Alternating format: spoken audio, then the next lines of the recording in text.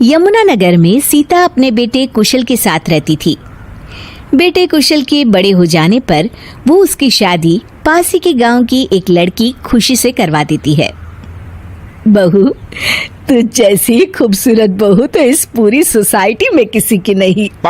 बस अब तू इस घर की सारी जिम्मेदारी उठा ले तो मेरी चिंता खत्म। ये ले इस घर की चाबी, अब से ये तेरे हवाले। माँ जी, आप चिंता मत कीजिए, मैं इस घर का पूरा ध्यान रखूंगी। देखिएगा, आपको शिकायत करने का भी कोई मौका नहीं मिलेगा। मैं आपके लिए गाजर का हलवा बनाकर लाती हूँ। शादी के कुछ ही दिन बाद खुशी के तेवर बदलने लगते हैं। माँ जी, मैं आपसे कह देती हूँ, मैं इस घर की बहू हूँ, कोई नौकरानी नहीं जो हर समय आपकी बात मानूं। बहू, मैं तो बस ये कह रही थी कि तू हर समय फोन पर ये किससे बात करती रहती है। हर समय तेरा फोन बिजी आता है। ये बात कुशल को पसंद नहीं बेटा।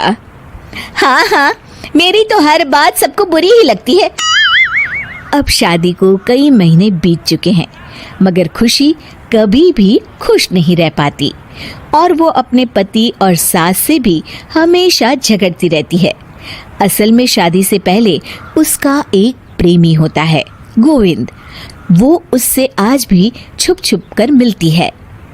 गोविंद, मैं अपने पति और सास के साथ खुश नहीं हूँ, चलो ना हम भाग जाते हैं। तुम एक काम करो, घर से सारा कीमती सामान ले आओ, उसके बाद मौका देखकर हम भाग जाएंगे। खुशी के पति और सास उसे बहुत प्यार करते हैं, मगर खुशी फिर भी उन्हें धोखा देती है और धीरे धीरे अपने घर से कीमती सामान को चोरी करके गोविंद को देने लगती है। उसकी सास को घर से सामान चोरी होने का संदेह होने लगता है। बेटा, समझ नहीं आ रहा, ये घर से धीरे धीरे सामान कैसे गायब हो रहा है। कौन सा सामान माँ? अरे वो चांदी के बर्तन जो मैंने बनवाए थे वो दिख नहीं रहे। यहीं कहीं होंगे माँ, आपकी बहू ढूंढ देगी। कितने बेवकूफ हैं ये माँ बेटे, इनका सारा सामान मैं गायब कर दूंगी और इनको पता भी नहीं चलने दूंगी। और इस तरह से धीरे धीरे खुशी घर का सारा कीमती सामान चोरी करके गोविंद के पास रखवा देती है और कुछ महीनों बाद उनके पास बहुत कीमती सामान इकट्ठा हो जाता है और दोनों भागने की योजना बनाते हैं। खुशी, आज रात को आधी रात होते ही तुम अपने घर से भाग कर आ जाना। मैं गांव के पुराने बस स्टैंड पर तुम्हारा इंतजार करूंगा। ठीक है। खुशी अपने कपड़े और गहनों की पोटली बांधकर पुराने बस अड्डे पर पहुंच जाती है और देखती है कि वहां तो कोई भी नहीं है। खुशी कुछ घंटे वहीं खड़ी रहती है और फिर गोविंद के कमरे पर जाती है। वहां पर भी बड़ा सा ताला लगा होता है।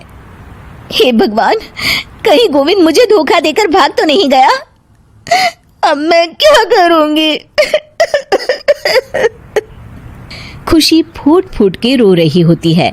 तभी पीछे से उसका पति सारे गहनों की पोटली लेकर आ जाता है। आप यहाँ? हाँ, मैंने गोविंद को गांव छोड़ने से पहले पकड़ लिया था और ये सारे गहने भी उससे ले लिए। आपको सब पता था कि मैं आपको और माँ जी को धोखा दे रही थी। हाँ, मगर मुझे ये भी पता था कि गोविंद अच्छा इंसान नहीं है।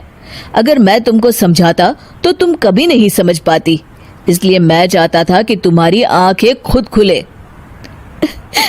मुझे माफ कर दीजिए। कोई बात नहीं खुशी, मगर हमेशा ये याद रखना कि तुम्हारे अपने कभी भी तुम्हें धोखा नहीं देंगे। माँ और मैं तुम्हें बहुत प्यार करते हैं और हम दोनों चाहते हैं कि खुशी खुशी खुशी हमारे घर रहे, क्योंकि तुम ही तो हमारी खुशी हो। हाँ, मैं आज के बाद आपको और माँ जी को कभी निराश नहीं करूंगी।